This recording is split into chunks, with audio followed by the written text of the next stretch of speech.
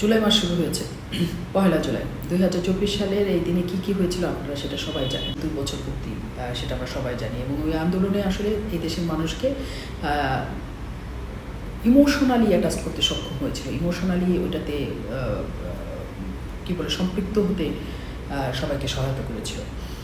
তো ওই জায়গাটা যখন নতুন জুলাই শুরু হয়েছে, সবাই ২ বছর বলে গণমাধ্যম অনেক ব্যাপকভাবে সেটার কাভারেজ দিচ্ছে, সবাই কথা বলছে এবং তখন আসলে একটা খবর এসছে যে বঙ্গবন্ধু এভিনিউতে হোটেল ইয়ামিনীতে এনসিপি দক্ষিণ শাখার ৪-৫ জন নেতা প্রায় ১ বছর ধরে দুটো কক্ষ ভাড়া করে রেখেছে এবং সেই দুটো কক্ষ মানে ২০২৫ সালের জুলাই থেকে ১ বছর না ৬-৭ মাস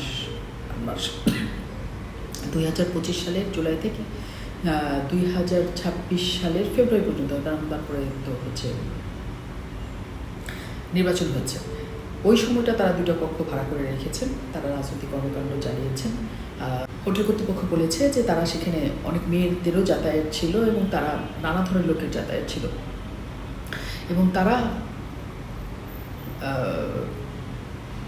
১২,৯৩,০০০ টাকারও বেশি বিল করেছেন এই দুটো পক্ষে। সেই বিল তারা না দিয়ে চলে গেছেন। ইয়ামিনী হোটেলের মালিক সেটা আনুষ্ঠানিকভাবে অভিযোগ জানিয়েছেন নাহিদ ইসলামের কাছে, এনসিপির আহ্বায়ক, এবং শুধু তাই না, তারা সিসিটিভি ফুটেজও গণমাধ্যমকে দিয়েছেন সেটার প্রমাণস্বরূপ। এইটাকে আমরা আসলে দেখতে চেয়েছি। এর আগেই আসলে আমরা দেখেছিলাম যে জাতীয় চক্ষু হাসপাতালকে পুরোপুরি ১ বছরের জন্য সেখানে জুলাই যোদ্ধাদের আবাসস্থল হয়ে গিয়েছিল এবং তারপরে অনেক কিছু হয়েছে, যারা ২ বছরে অনেক কিছু হয়েছে যে জুলাই যারা করেছেন সেই নাম নিয়ে অনেক অপকর্মের ঘটনা, অনেক কিছু দুর্নীতির ঘটনা, অনেক মবের ঘটনা, অনেক সকল কিছুর ঘটনা আমরা একসাথে দেখতে পেয়েছি। জুলাই মাস শুরু হয়েছে এবং জুলাই মাসে নাহিদ ইসলাম আজকে বলেছে যে জুলাই যারা ধারণ করে না, এখনও পর্যন্ত যারা ধারণ করে না তারা কিছুতেই জনগণের নয়।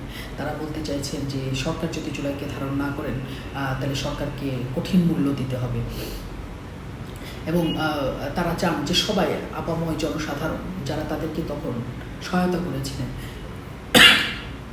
জনসাধারণেরই ছোট ছোট শিশুরা সেখানে যে শহীদ হয়েছেন, তারা ধারণ করেন কি করেন না সেটা ২ বছর পর আলাদা প্রশ্ন হয়ে দাঁড়িয়েছে। কেন দাঁড়িয়েছে? কারণ এইসব নেতাদের জন্য, সকল আন্দোলনের পরে কিছু নেতার জন্য আন্দোলন ধূলিসাৎ হয়, আন্দোলনের মাহাত্ম্য ধূলিসাৎ হয়, আন্দোলনের কারণ ধূলিসাৎ হয়, আন্দোলন কী কারণে হয়েছিল, কেন হয়েছিল সেটা মানুষ ভুলে যেতে চায়, মানুষের মধ্যে বিতৃষ্ণা হয়, নানা কিছু হয় এবং সেটা আসলে এনসিপির ক্ষেত্রে শুরু হয়েছে। এনসিপি নেতাদের ক্ষেত্রে যত রকমের অভিযোগের জায়গা আছে সেসব অভিযোগ শীর্ষস্থানীয় নেতাদের নামেই আছে, অন্য নেতাদের নামে বাদ। ২ বছরের মাথায় যারা জুলাই ধারণ করে না তাদের বিরুদ্ধে যে হুঙ্কার নাহিদ ইসলাম ছাড়ছেন, জুলাই ধারণ না করার পিছনে নাহিদ ইসলামদের কতখানি হাত আছে সেটা কিন্তু নাহিদ ইসলামদের ভেবে দেখা দরকার। নাহিদ ইসলামদের অবশ্যই বলা দরকার যে এই জুলাই এসে জুলাই যতখানি কলঙ্কিত হয়েছে, জুলাই যতখানি মানুষের কাছে অপছন্দের হয়ে, জুলাই যতখানি মানুষের কাছে বিতৃষ্ণা তৈরি করেছে, তার দায় নাহিদ ইসলাম থেকে শুরু করে শীর্ষস্থানীয় নেতাদের উপরে বর্তায়, কারণ তারা এটাকে কন্ট্রোল করতে পারেন নাই। শুধু এনসিপি না, বৈষম্য বিরোধী ছাত্র আন্দোলন নামে যে সংগঠনের ব্যানারে তারা এই আন্দোলন করেছিলেন, সেই সংগঠন গেল ২ বছর মানুষের উপর যে পরিমাণ মব করেছে এবং তারা যা যা কিছু করেছে দেশ করার নাম করে, সংস্কারের নাম করে, তার হিসাবটাও আসলে নাহিদদের প্রথমে দিয়ে দেওয়া উচিত। নাহিদটা সবসময় বলে যে আত্মশুদ্ধি সবচেয়ে বড় কথা। নাহিদ ইসলামরা কি মনে করেন যে আন্দোলনের কথা বলে মানুষকে ইমোশনালি তারা একত্র করেছিলেন, সেই আবেগটাকে তারা সঠিকভাবে ব্যবহার করেছেন? যারা আবেগ তাড়িত হয়ে জীবন দিয়েছে তাদের জীবন দেওয়াটা সার্থক হয়েছে?